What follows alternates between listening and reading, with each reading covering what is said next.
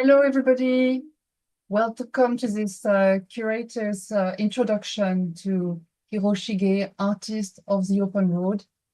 The show is now open and running until the 7th of September. So for those of you who can make it, there's still plenty of time to look at it for yourself. My name is Capucine Korenberg. I'm a scientist at the British Museum, and I've had the privilege of looking at some of Hiroshige's prints closely. I'm here with my colleague, Dr. Alfred Haft, who specializes in Japanese prints and who's the lead curator of this exhibition. So we're going to kick off the evening with a talk by Alfred. Alfred will take you through the narrative, the themes, and some of the key objects in the show. I will then follow with a short talk about my research on some of the prints. We're hoping to have some time for questions at the end, about 5 minutes. So if you do have any questions, then please put them in the chat, and Alfred and I will come along to those once we finish with our two talks. So without further ado, I'll let Alfred start the talk. Thank you, Capucine, and welcome everyone. And thank you for joining us to celebrate the British Museum's exhibition, Hiroshige, Artist of the Open Road, featuring the work of Utagawa Hiroshige, who lived from 1797 to 1858, one of Japan's most prolific and popular artists. Since his own day, Japanese people at every level of society have embraced Hiroshige's calm, lyrical depictions of the urban environment, nature, and rural landscapes. His work has an immediate appeal that has also captured the imaginations of others around the world who are drawn to Japan and Japanese culture, but also, more simply, to thoughtful depictions of the rhythms of daily life. This exhibition is the first of its kind at the museum, and the first on this scale in London for more than a quarter century. The occasion for the exhibition is a major gift to the American Friends of the British Museum of 35 prints by Hiroshige from the collection of Alan Meadow. For more than 50 years, Mr. Meadow has been collecting only Hiroshige's work and that of his leading students, and has concentrated on the finest available examples. His gift comprises triptychs such as you see here, nature prints, and fan prints. Mr. Meadow has also generously agreed to lend to the exhibition another 82 prints, the great majority of which are being publicly displayed for the first time at the museum. Among them are examples thought to be unique, and others considered the finest examples of their kind. For supporting the exhibition, I would like to thank Zeman Paulos and Jack Ryan, with further support from the Toshiba International Foundation, the Great Britain Sasakawa Foundation, and William Barrett.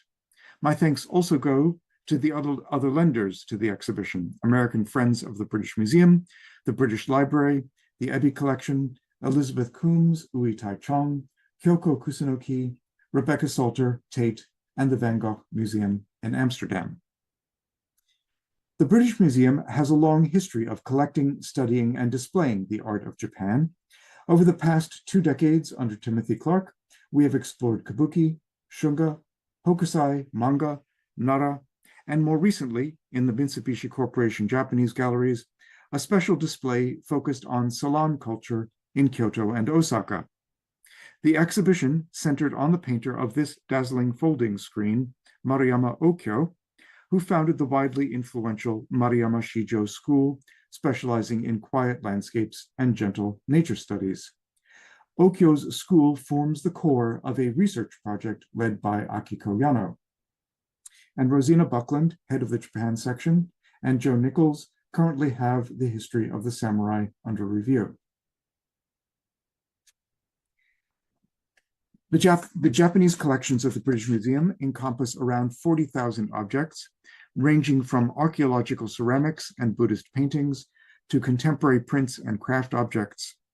These 3 works are on display through early October in the Japanese galleries, where we have a miniature exhibition informally called Hiroshige and Other Artists Who Traveled. As you might guess, An exhibition requires a tremendous amount of preparation, so let me take a moment to acknowledge the dedication and skill of colleagues in the conservation department who have worked on the Hiroshige exhibition. Here, Eliza Dougherty, conserving an 18th century fan, Matthias Sotiris, remounting a series of Hiroshige prints, and David Green mounting a Hiroshige triptych for display. I would also like to acknowledge the behind-the-scenes efforts of my colleague Emily Williams, project curator for the exhibition, Rebecca Penrose, the interpretation manager, and Lauren Papworth, the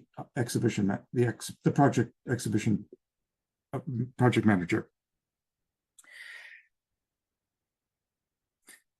Now, born into a low-ranking samurai family, Hiroshige lived and worked during the last decades of the Edo period, which ran from 1615 to 1868, a time of urban growth, but also of famine, social crisis, and foreign military incursions.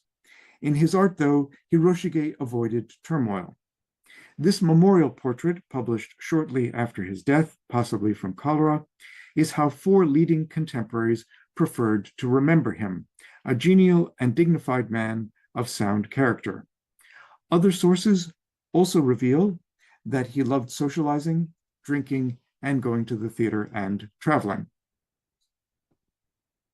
Our exhibition on this great artist has 5 sections. The first covers Hiroshige's early career to around 1830, when he discovered his main themes, landscape and views of nature.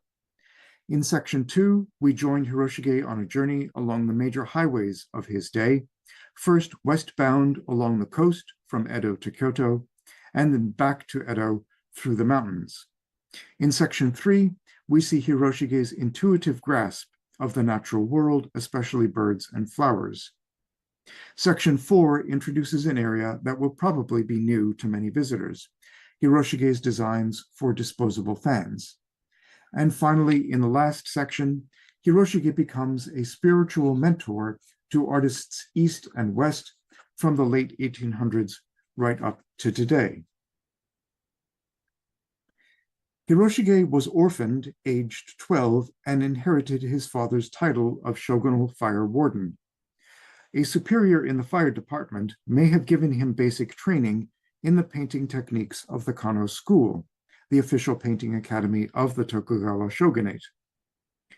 But having apparently no direct access to the academy, Hiroshige crossed status boundaries and sought out the art of the floating world, that is, the art of the brothel districts, kabuki, and popular entertainment, motivated perhaps by a chance of supplementary income, which many low-ranking samurai needed to support their families.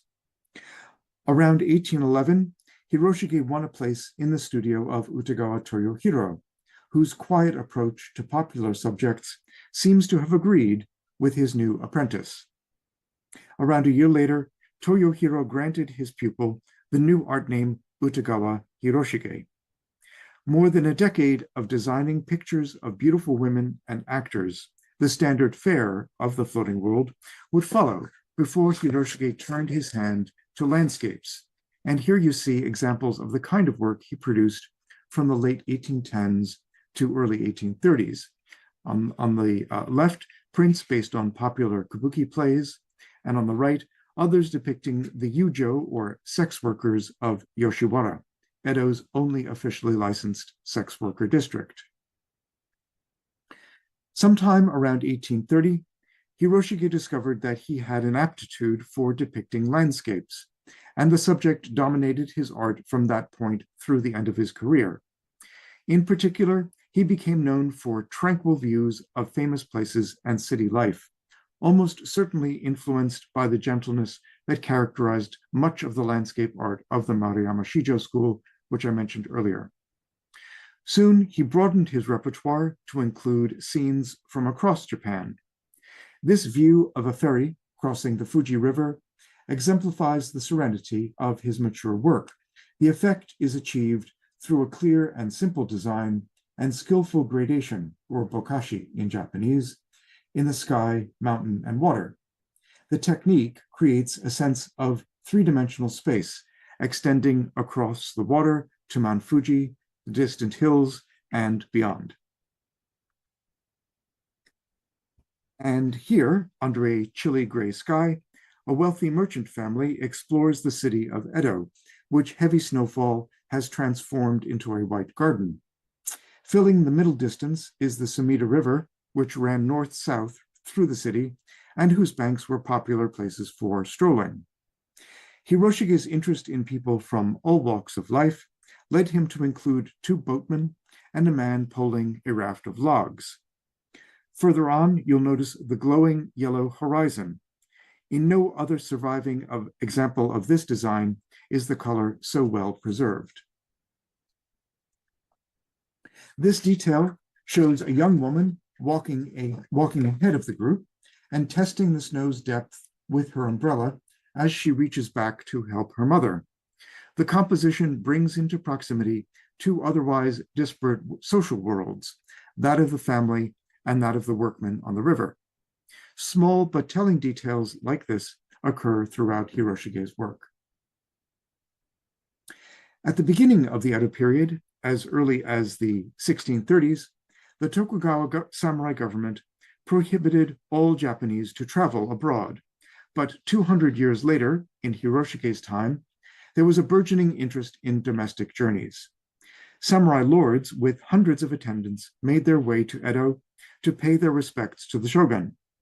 Merchants set off on business, and others went on pilgrimage and sightseeing trips independently or in organized groups. Inspired by his own explorations, East Asian painting traditions, and guidebooks, Hiroshige created landscape pictures that were visually inviting and filled with human interest. They also offered an imaginative escape for those unable to travel. By far, the most celebrated highway of the time was the Tokaido, or Eastern Coast Road, which ran for 500 kilometers along the south coast of Japan's main island of Honshu through 53 stations to link the shogun's city of Edo in the east with the imperial capital of Kyoto in the west. European visitors who saw the Tokaido in the early 1600s admired its breadth and clean condition and the sheer numbers of people moving along its length. A century later, a wealthy innkeeper near Edo boasted, day and night, carrying out the important business of the nation, the Tokaido is the greatest road in the land. Hiroshige devoted more than 20 different print series to the Tokaido, amounting to roughly 700 prints or 15% of his 5,000 or so designs. This one is from the series that secured his reputation as a landscape artist, the 53 stations of the Tokaido. As the morning sun lights the sky, the procession of a high-ranking samurai lord heads south across Nihonbashi, or the Bridge of Japan. Nihonbashi was the first station on the Tokaido and the point from which all distances in Japan were measured. Fishmongers set up a daily market nearby, and Hiroshige shows them clearing out of the way for the procession. Further to the left is a notice board hung with placards communicating the latest government ordinances. The small gray cloud at top right indicates that this print is an extremely early example of the design, nicknamed the Purple Cloud Nihonbashi for the beautifully preserved color of the cloud at upper left. Another major highway was the steep and often treacherous Kiso Kaido, or Kiso Highway, which linked Edo and Kyoto via 69 stations through the mountain ranges northwest of Edo, now called the Japanese Alps. Hiroshige produced only one series on this rarely depicted subject, but he seems to have found the novelty inspiring, as it includes several of his most captivating designs. This print is from a group of 26 freely imagined Kiso Kaido views that Hiroshige is thought to have designed prior to traveling the highway himself in the spring and summer of 1837. In this print, he seems to have let his imagination run free to express the wild character of the region. Most prints in the series show the road itself, but here it is merely suggested by the thatched roofs lining the far side of a grassy knoll. Hiroshige instead concentrates on the lives of local villagers working in harmony with nature. While winning renown for depictions of life along Japan's major highways, Hiroshige also established himself as the preeminent artist of his home city of Edo. He had a gift for depicting areas of urban recreation, or what might be called the great outdoors of city life. In the monochrome ink hanging scroll on the right, he depicts Mount Matsuchi, a famous place in Edo associated with a boat trip up the Sumida River to the Yoshiwara sex worker district. Resting quietly in mist at the foot of the mountain is the boatyard at Imado Bridge, where pleasure seekers disembarked and then walked or rode a short distance to Yoshiwara's main gate. Hiroshige's signature at bottom right suggests that he painted this picture impromptu at a party, perhaps held at one of the restaurants near Imado Bridge, hinting at the bon vivant glimpsed occasionally in his diaries. His earliest biographer, Ijima Kyoshin, reports that for a floating world artist, Hiroshige was unusually adept at improvisational painting. He would start at the bottom of a picture and work his way up, finally revealing the subject at the end. Comparison with a similar composition inscribed Mount Matsuchi in one of Hiroshige's sketchbooks shows the delicacy and confidence of his brushwork, his control of ink gradations, and how consistent his approach was across various media. Hiroshige's 100 Famous Views of Edo, one of his last major series, brought new energy to depictions of the Shogun city. The series covered every neighborhood, including areas that were not especially famous. Over 3 years, Hiroshige utilized a surprising variety of compositional devices, such as boldly juxtaposing a close-up object in the foreground with a distant landscape, aerial views, European one-point perspective, and at the far right, you see East Asian landscape techniques combined in one composition. These luxurious, richly colored prints were made with high quality printing techniques. And recent research suggests that the series may have helped to inspire the residents of Edo to rebuild their city after the 1855 Ansei Edo earthquake. So on the left, Hiroshige gives us a Boys' Day Carp banner seen in dramatic close-up, and beside it, spirit foxes mysteriously gathering at night to pay their respects at a shrine, and one of Hiroshige's most famous designs, the plum garden at Kameido, which Capucine will discuss in more detail.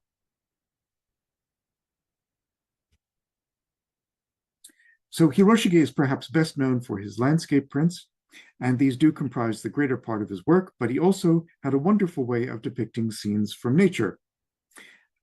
This view,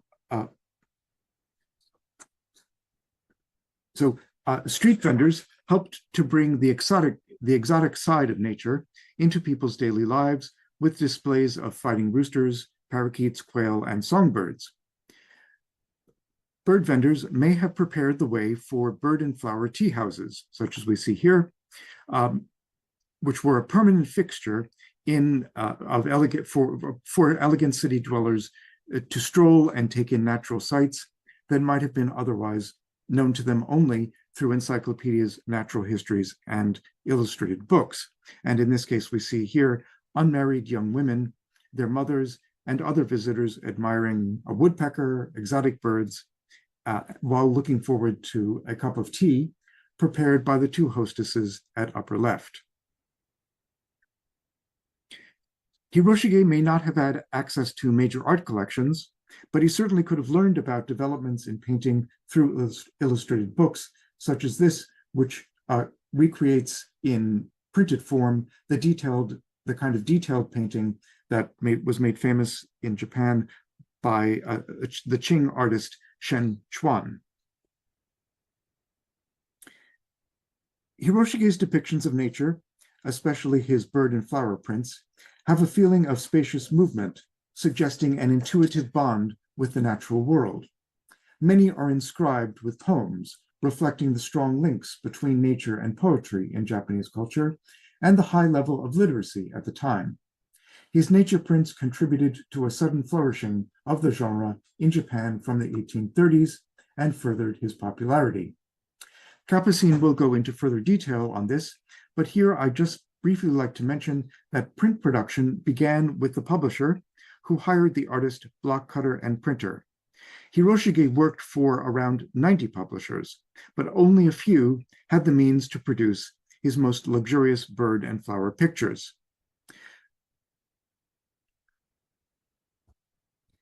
These rare early impressions of his print are preserved in excellent condition and show the subtlety of Hiroshige's eye and his feeling for color. Their delicate detailing demonstrates the technical precision of the block cutter and printer. Each print here has a different kind of poem, lines from a classical Chinese verse on the far left, a Japanese comic poem in the middle, and a haiku on the right. They were commissioned by 3 different publishers. And here I show you just 2 details from the one on the left and the one in the middle, and the detailing of the feathers, the gradation across the back. All of this work is done by hand, and all of the little marks that you see in the rabbit's fur were marks that Hiroshige painted on a sheet of paper, and then the block cutter faithfully captured in wood. So a lot of collaboration to produce these amazing prints. So in Edo period Japan, warm weather brought a demand for inexpensive handheld fans that people could use and enjoy for a season and then discard. A popular type was the uchiwa, an oval fan mounted on a bamboo frame of fixed ribs with a handle. The design and production of the uchiwa reveal the close link in the Edo period between finely made objects and everyday use. Uchiwa fan prints were disposable, and only a few examples of each design survive. Modern specialists in ukiyo-e, or Edo period popular prints, have counted every known uchiwa design by Hiroshige and concluded that he produced close to 600, far more than any other artist. The subjects range from rustic and urban scenes to still life. So here at the top left, wrapped in mist, Mount Fuji rises majestically behind the Otodome Fall. At right, 2 women pause at a hilltop tea house to enjoy of Mount Fuji through the branches of plum trees just coming into flower. And they are visiting the Sugita Plum Garden, which was an easy day trip from Edo. The pink coloration in this example is exceptionally well preserved. At bottom left, we have a hint of the way Edo's gourmet restaurants competed to serve the freshest seasonal foods. The gray fish almost hidden in this sushi assortment is a gizzard shad, or kohara, associated during the Edo period with autumn. The low viewpoint makes the arrangement appear both tangible and appetizing, and shows off Hiroshige's skill at rendering 3-dimensional objects. The fan at bottom right depicts a heroic raftsman pulling logs down the Sumida River. And I show these 2 prints just to give a sense of the extraordinary landscapes that Hiroshige produced for this ephemeral genre. Each of these prints is the only known example of the design. So as Hiroshige's fame grew, so did his studio. Whoops, I'll just back up there. So did his studio and collaborations with fellow artists of the Utagawa school. After his death in 1858, European and American artists and collaborators admired Hiroshige's prints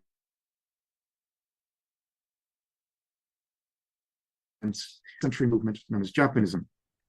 Hiroshige's work is a living legacy, and it continues to inspire new ways of looking at, thinking about, and depicting daily life and the world in which we live.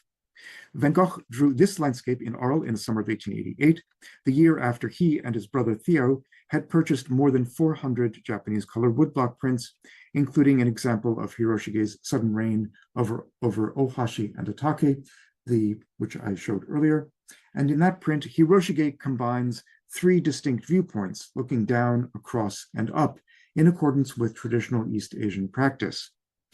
Copying Hiroshige's print in oil during the autumn of 1887 may have helped Van Gogh to absorb this unconventional approach, for his pen and ink drawing pulls the viewer through a similar range of viewpoints. And we are really thrilled to be able, from the 5th of July, in the second part of the exhibition, to display this celebrated nocturne by James Abbott McNeill Whistler, a well-known devotee of Japanese prints, who incorporated Hiroshige's work into several of his paintings. Visitors will have an opportunity to see Whistler's serene view of London in the same exhibition as 3 prints by Hiroshige that are sometimes cited as a source of inspiration, most notably his view of Kyobashi from the series 100 Famous Views of Edo, which you see at the bottom right. Widely regarded as Hiroshige's main Japanese successor in the modern period, Kawase Hasui turned to art in his 20s, and he based his landscapes on sketches that he made across Japan. And in this case, he depicts the Banyu River, formerly one of the major river crossings along the Tokaido. And finally, during trips to Japan in 2009 and 2013, British artist Emily Allchurch took hundreds of photographs that she then digitally assembled to create her own interpretations of prints from Hiroshige's 100 Famous Views of Edo. This work is her response to Suido Bridge and Surugadai, recognizable by the carp banners hung for Children's Day, the 5th of May. Allchurch combined motifs familiar from traditional Japanese culture, such as the banners and people walking with umbrellas, with obviously modern details, such as the cement retaining wall, a common feature of today's Japanese landscape.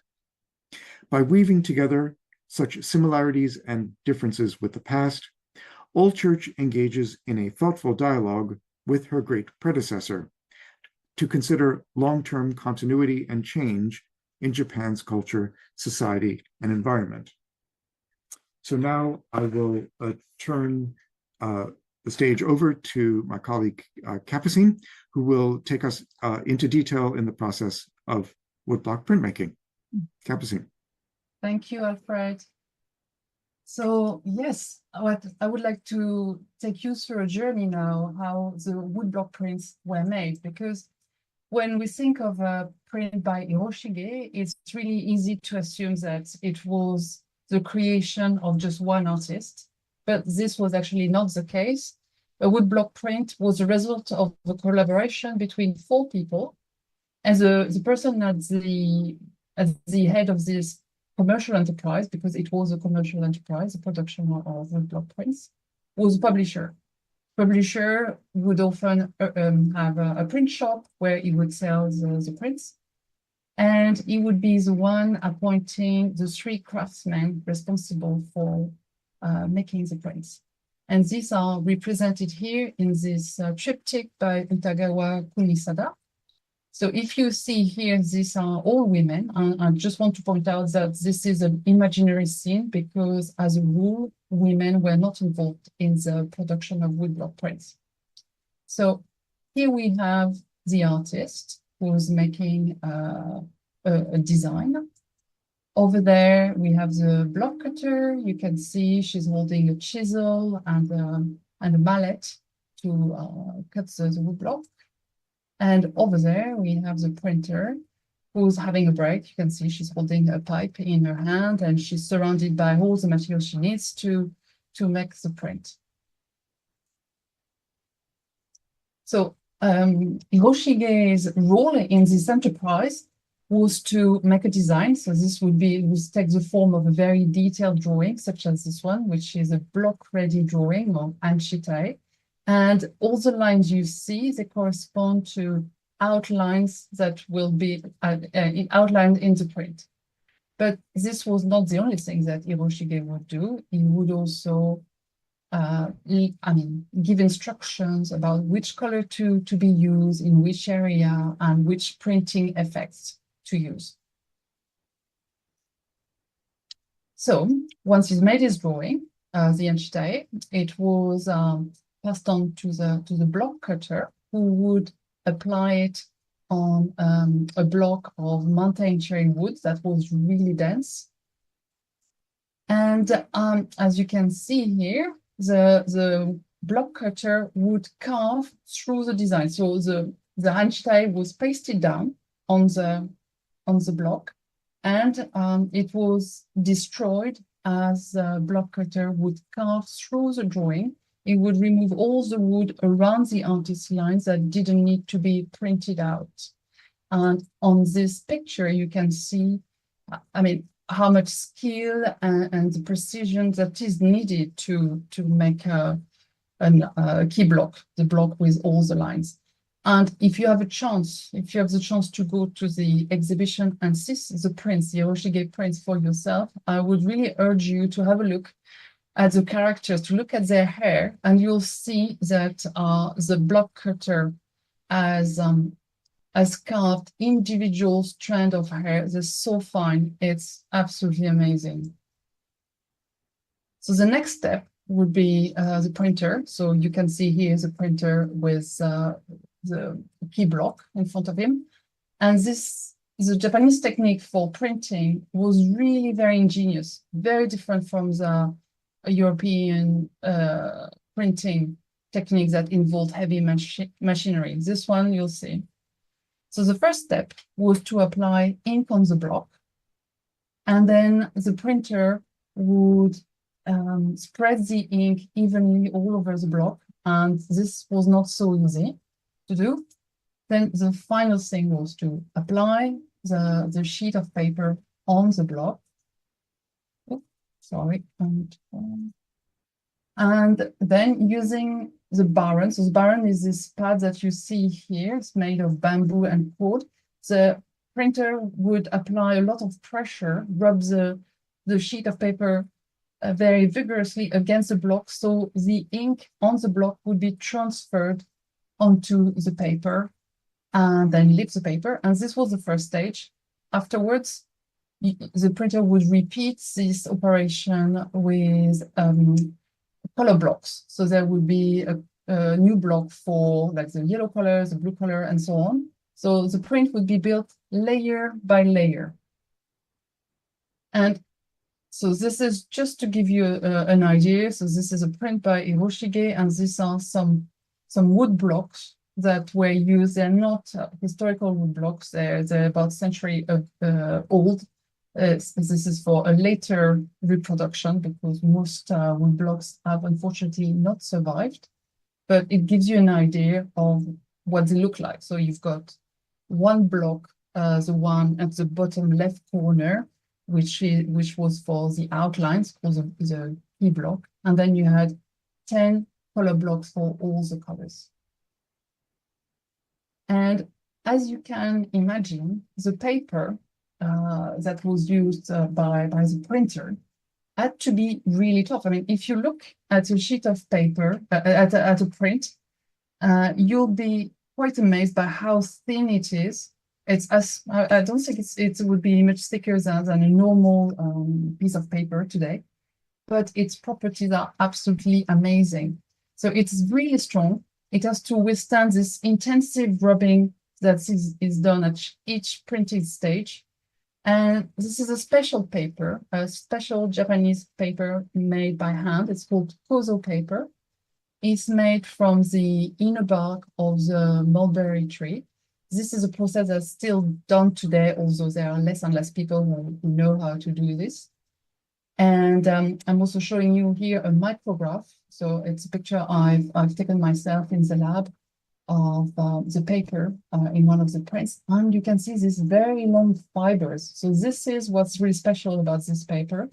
The individual fibers are about 1 or 2 centimeters long, whereas in the paper we use every day, this is just about 1 millimeter. So having long fibers means it can become interwoven, and it's actually virtually impossible to tear this paper by hand. It's so strong. So the plants and dyes used by Japanese printers were also very remarkable. They were mostly from natural origin, except Prussian blue at the bottom, you can see. So this came from Europe. It was discovered in 1704, but only used in Japanese print in the 1820s when it was manufactured in China and was available quite cheaply to Japanese. And something you can notice, or maybe, well, that they didn't use any green colorant, so they had to use a mixture of blue pigment or blue colorant with a yellow one. Same for the purple, they had to mix blue and pink.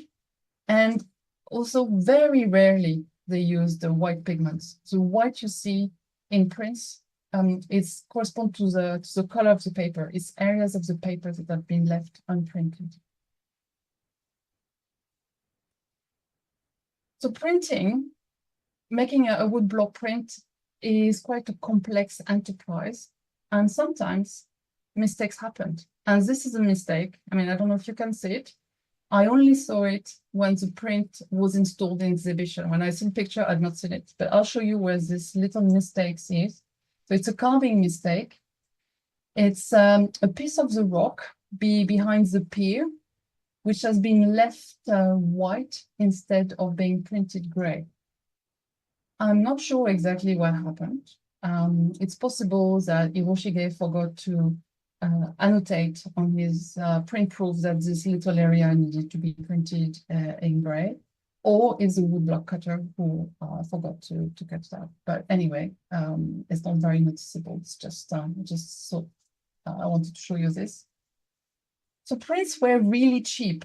Anybody could buy a print. It was not for the wealthy elite. It was popular art. It was prints were sold in these kind of shops.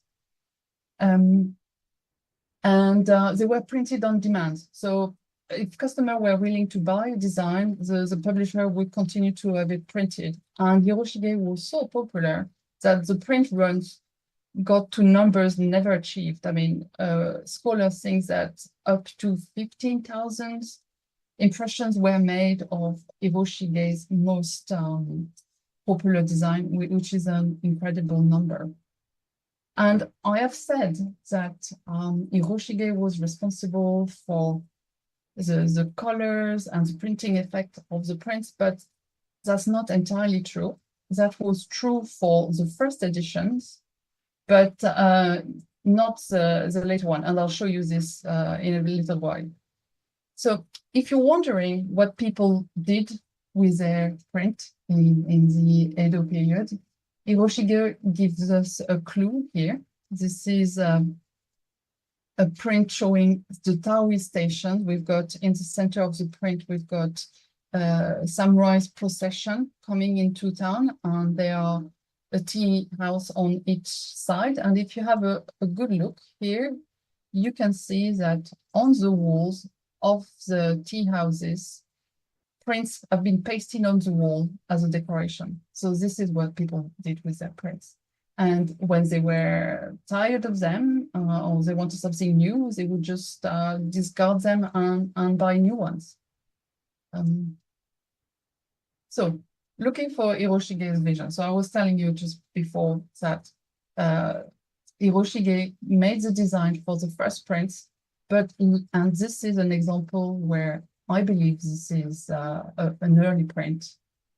And later on, I'll show you a later print where the design has been modified by the publisher. And this is most likely to reduce the production cost. And if you have a good look, so you see first, the color of the sky is different, but many of the printing steps have been skipped. So there's no dark gradation in the skies, there's no gradation in the sea. And if you look at the mountain, Mount Fuji, on the left, on the print on the left, there's no detail, it's just left white, the color of the paper. So such a print would have been much easier and faster to make. And this is probably why this was done. So I was really interested in my work, my research, to identify the early edition because they correspond, they're the closest vision of what of Hiroshige's intention. So I'll just give you an example. So let's consider Hiroshige's plum garden in Kameido, a famous print. So you have in the foreground, you've got the beautiful plum blossom, and at the back, you've got some visitors in a tea house. And this is just a historical photograph showing you what these tea houses in Kameido look like. And so this is a print we have in the British Museum. Does it correspond to Hiroshige's original vision? So because when I looked around the world for other impression of this design, I found 82 across different institutions. And you can see there are different color schemes. If you look closely at the grass, you see that some have blue shading, some don't. The top of the sky sometimes is red, sometimes is blue, sometimes is purple. So which one among these designs was what Hiroshige had intended for this design? So what we need to do is to look for evidence of woodblock wear, because the prints were not numbered and not dated. So you have to look where the woodblock started to get damaged and see, because a damage would be apparent in the printing. So for this design, I found that the prints that were the most susceptible to damage were the color woodblocks, not the key block with all the lines, but the color woodblock. And so I had to look really carefully. And if you look at this little blossom in the top, what I noticed is that sometimes the shape is different. And this is consistent. There are some prints where we've got this triangular shape, and we have other prints where we have this circular shape. And this indicates that at some point, the woodblock for the yellow color was repaired. And something else I found is that in some prints, the yellow heart is completely absent. And this, I think, corresponds to the repair failing. So the woodblock had to, get exposed to humidity, and this is wood, so it would get warped, and it could become really difficult to print. So first, the woodblock cutter tried to repair it, and we've got the triangular shape, and then this failed, and we have no yellow heart in this area. Another difference I saw between the different impressions was a new pink woodblock with small imperfections. And you have to look at the print really carefully to see that. So on the left, you can see there's a little white area, triangular. This is where the woodblock cutter, when he made the new pink block, didn't carve really accurately. And I found another problem like here. So you've got the pink overlying the red, and it's not a perfect overlap. And last thing, for the sky, in the late edition, they wanted sometimes to have a purple color. So the idea was to print first a pink color and then overlay it with blue to get purple. So the blue woodblock was fine, but the new pink woodblock, they made this tiny little mistake. If you see, so on the left photograph, there's this little mistake where you've got a small triangle, which is blue. It should have been overlaid with pink. It's just the woodblock cutter forgot to cut this bit of an area. So this way I could identify 4 states for plum garden in Kameido. The first state corresponds to an impression like this, where you have an entirely red sky, You've got lots of lovely details, like the blue shading in the grass. You've got on the tea house, you've got also a brown gradation on some of the trees. Some of the branches in the foreground's got also some green. And the yellow part of this blossom, specific blossom, has a circular shape. Second state, this is where the woodblock cutter had to make some repair, and you've got a triangular shape for the yellow heart, but this is also accompanied by a change in the design. So they've started to skip some steps, some printing steps. So there's no gradation in the grass, no gradation on the roof of the tea house, and the sky is no longer red, it's entirely red, it's got some blue at the top. Then the third state, this is when the yellow heart doesn't print anymore because the yellow block has become too warped. And the last state is when you've got the new pink wood block where there are these little mistakes. So our print at the British Museum, it's definitely a first state because we've got all these details that I've explained, but are the colors that Hiroshige had envisioned. And I'm not thinking here of modification introduced by the publisher, but light damage. And this is an impression that is in another collection. And you can see the colors are very different. And if you have a good look at the top, you'll see that there's a small band that's a very deep red. And I think this is because the print was framed and the frame shielded this part of the print from light. So the color has been really well preserved. But so it shows us that these prints are really affected by light and the color can change dramatically. So for our print, there's no bits of it that's shielded where I can see whether it's been exposed to light or not. But I looked at the back of the print and you see, so on the front of the print, there are 4 visitors with blue kimonos. And I was surprised to see that on the back, 2 of these blue kimonos were actually purple. And this means that there was another ink mixed with the blue, and I identified it as safflower, and which is red. And safflower is very sensitive to light and fades quite easily. So it shows us that this print has received some light, and that the safflower has faded to some extent, and that the kimono of these 2 people used to be purple rather than blue.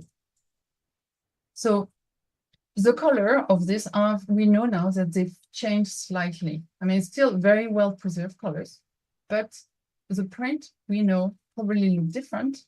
And here we have another print that this is actually the print that belongs to the private collector Almedao, and who's been really generous in lending it to the museum for the rest for the exhibition. And you can see how amazingly well preserved the colors are on this print. The sky has this beautiful pink color, the green of the grass. I mean, this is fantastic. It's probably one of the best well preserved impression of the Kamedo. And this is what Hiroshige's vision was for this print. And you can also, if you look at the branches in the foreground, there's a very thin one. I'm sorry, I don't have a pointer to show you, but some of these branches have some green on them, and this is quite rare to see. So now, when I was looking for all the surviving impressions of Plum Garden in Kamedo, I found one in the Van Gogh Museum in Amsterdam. And I also learned that actually Vincent van Gogh owned 78 prints by Hiroshige, and that he was a great admirer. What I immediately noticed is that Van Gogh's own print was a late edition one, because I looked, I found some imperfection in the pink wood block and so on. So I was surprised to see that the old painting is made when he copied his print, and we know he copied his print really accurately because he made a tracing of it, which is also in the exhibition, and it matches perfectly well. And although this print is a state 4, it seems that the old painting corresponds to a state 1. First, the sky is completely red, not like his own print. And in other details, I saw that he has included the yellow heart in his painting, although it is missing in his own edition, his own print. He's added some green on the branches, what I was telling you about, which is only seen in state 1 impressions. And he's even added some blue in the grass, which is definitely absent from his own print.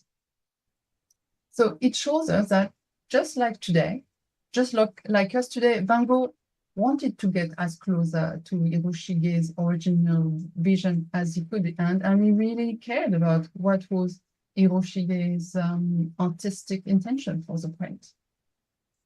And I want to conclude this talk by this extract from a letter on Vincent to his brother Theo. He wrote, "We wouldn't be able to study Japanese art, it seems to me, without becoming much happier and more cheerful." And I have to say that judging by the pleasure I've had of studying this Hiroshige's print in the lab myself, I can only agree with Vincent van Gogh, and I hope that for you, seeing this print will also make you a little bit happier and more cheerful. Thank you. Thank you, Capucine, for that very cheerful and rich introduction to traditional Japanese woodblock printmaking. I think we have time for just a few questions. Quite a number of them are addressed to Capucine in connection with the woodblock printing process. So I will just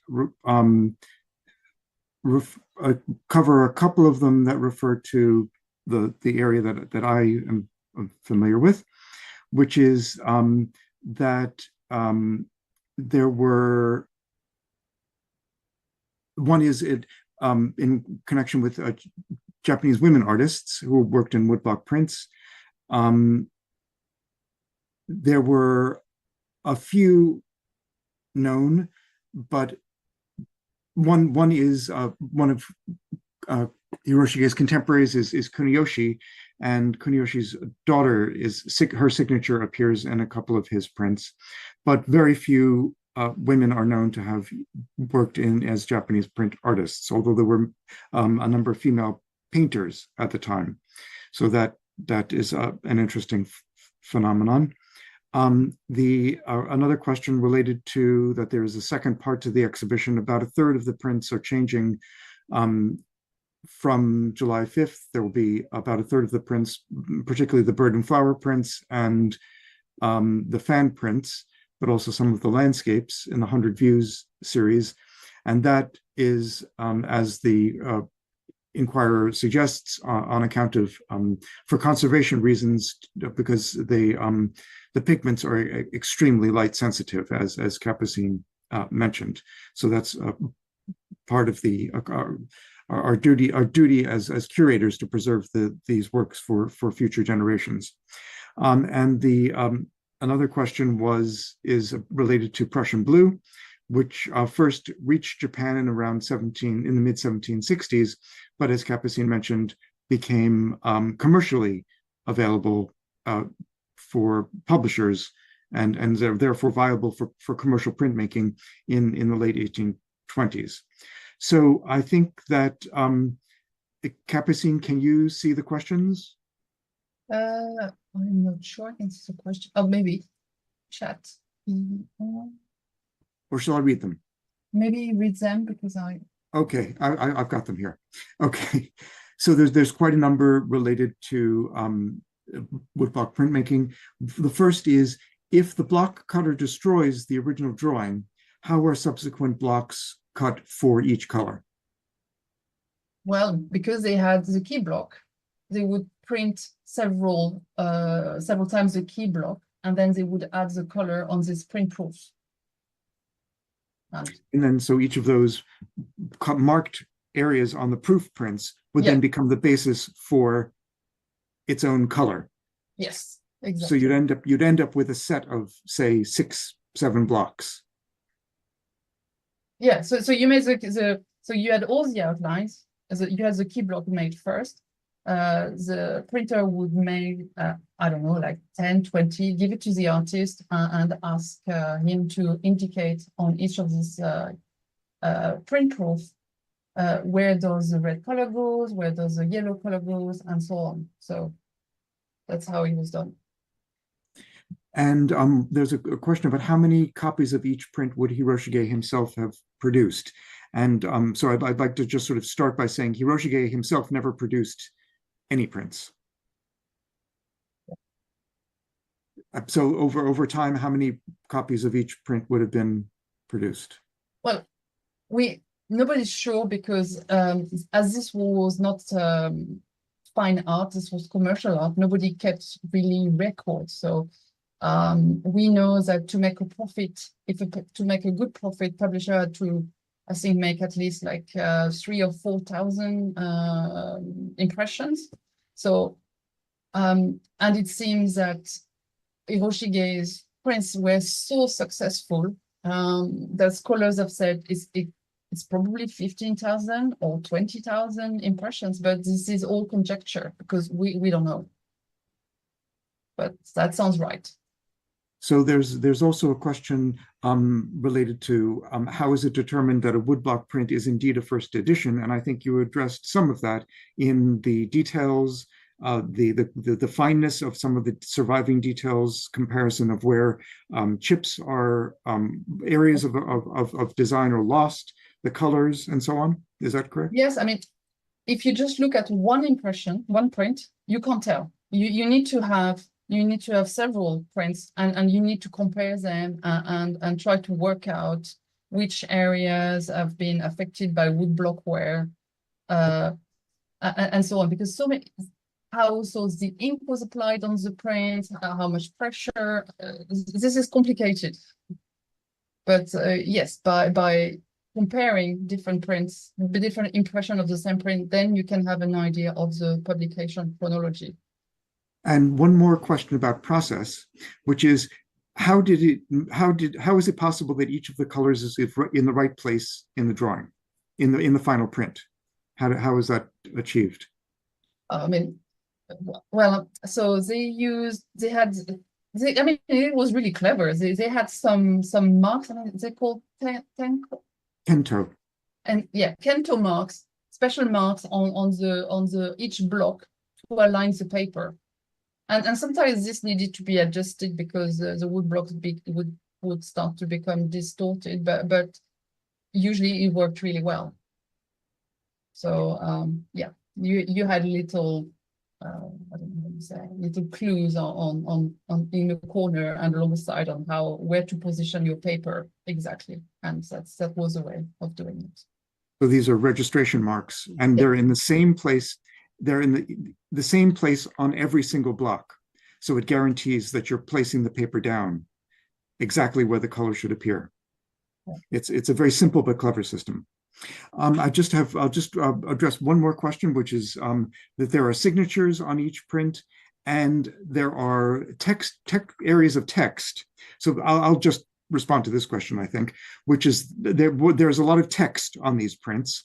And what that refers to is the series title, the print title, there's also the artist's name, there's also the publisher's mark, and there's also the censor's mark, because in this period there was a censorship system, and each design had to be stamped and approved.